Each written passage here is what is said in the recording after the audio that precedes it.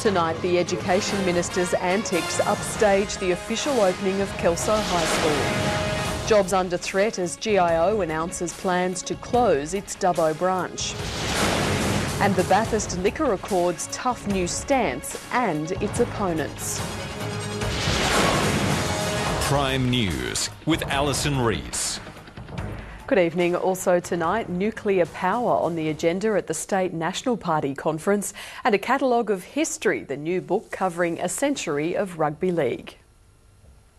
The New South Wales Education Minister came to Bathurst to officially open the new Kelso High School. He left on suspension.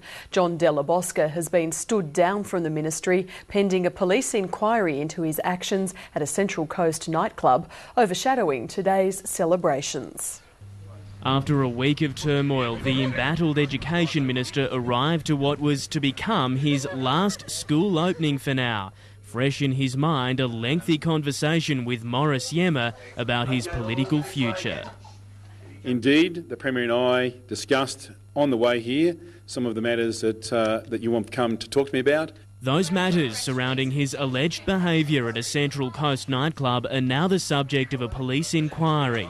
But the Minister had to put those thoughts to rest to help open Kelso's new high school 3 years after it was destroyed by fire. I'm just so proud of the community that we have behind us who's helped the school get up and running and start off with this magnificent new facility that we've got here today. Della Bosca earned a rousing applause for his efforts with the opening.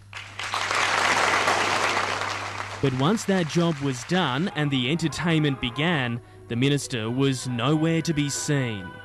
Do you think it's bizarre that he's suddenly taken off? No, I don't know any more than you know.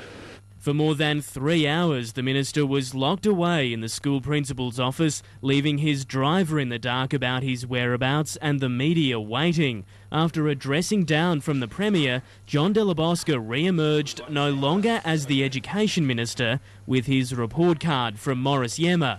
Suspension. The right thing is for me to stand aside so that the police can get about the business of this inquiry and the matter can be concluded. Defiant to the end, the MP argued his innocence. I have done nothing wrong. Nothing wrong.